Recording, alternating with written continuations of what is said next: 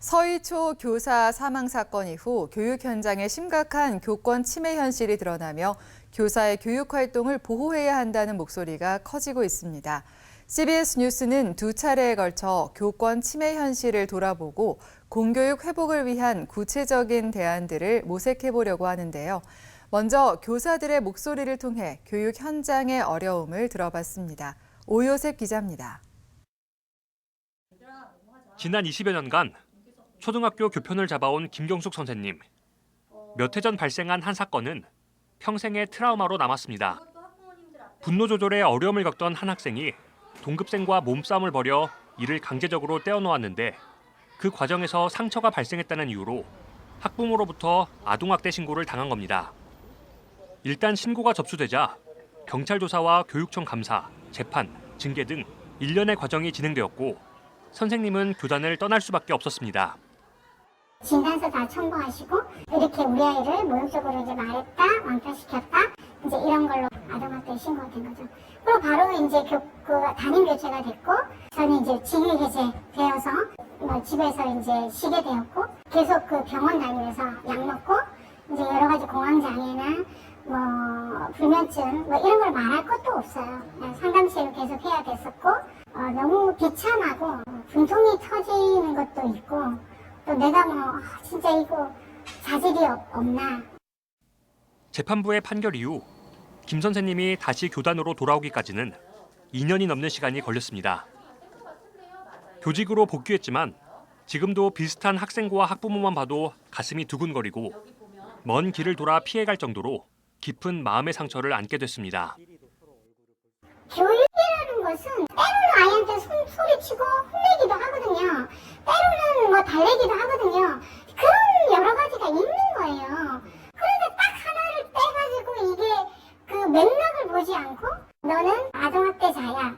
그 한 5분의 짧은 그게 내 인생을 통틀어서 모든 걸 다 날려버리는, 존재 가치를 다 날려버리는 한마디로 그런 사건이잖아요. 이게 말이 되냐고. 고등학교 교사였던 이유정 선생님도 학부모와 학생이 제기한 성희롱 민원으로 큰 어려움을 겪었습니다. 교육부 감사 결과 성희롱 혐의는 없는 것으로 밝혀졌습니다. 하지만 이때 민원보다 이 선생님을 더 괴롭게 했던 것은 학교 내부의 무관심과 배제였습니다. 학교는 교사의 목소리를 듣고 함께 문제를 해결하려고 노력하기보단 오로지 민원을 무마하는 데에만 집중했습니다. 아주 공평하게 중립적인 위치에서 아이 얘기도 다 듣고 또 선생님 입장에서도 얘기 듣고 그걸 중재해주는 그런 시스템을 활용하도록 했으면 좋았죠. 괜찮았죠. 그런데 그런 걸 못했죠. 제가 그걸 하자고 했었는데도 불구하고 교장은 학부모의 민원에 시달리면서 그걸 빨리 막 도망가고 싶은 그런 마음이 많았었죠. 내 얘기를 안 듣고 학부모가 이러니까 학교에서도 어쩔 수 없다. 그래서 감사를 신청할 수밖에 없다 하면서 성희롱 혐의는 발견되지 않았지만 해당 민원을 처리하는 과정에서 이 선생님은 정작 다른 이유로 인사조치 당했습니다. 학교를 답답해하던 학생들을 위해 종종 학교 밖 공간에서 상담을 진행했는데 이를 무단 외출이라고 지적한 겁니다. 겉으로는 학부모의 갑질 민원 이러잖아요. 악성 민원 이러는데 실제로는 그 뒤에 관리자나 교육청의 대응이 선생님을 전혀 도와주지 않고 너무 외롭게 만드는 거예요. 그래서 선생님은 그게 힘든 거예요. 그래서 결국 이제 극단적인 생각을 하게 되고 혼자서 부쩍 싸움 다 해야 되잖아요. 선생님이. 변호사비 되어야 되지. 모든 게 혼자는 그게 너무 벅찬 거예요. 그것을 보호해주는 그 시스템이 없는 거죠.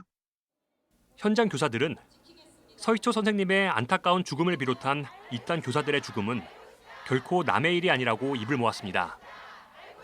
이들은 지금은 학생이나 학부모가 악의적인 의도를 가지고 교사를 신고하더라도 억울하게 당할 수밖에 없는 현실이라며 직위 해제부터 진행하는 것이 아니라 정확한 사실관계와 과실 여부를 확인해야 한다고 강조했습니다. 특히 무엇보다 심각한 것은 모든 책임을 교사 개인에게 떠넘기는 구조라며 법적 보호장치가 절실하다고 말했습니다. CBS 뉴스 오요셉입니다.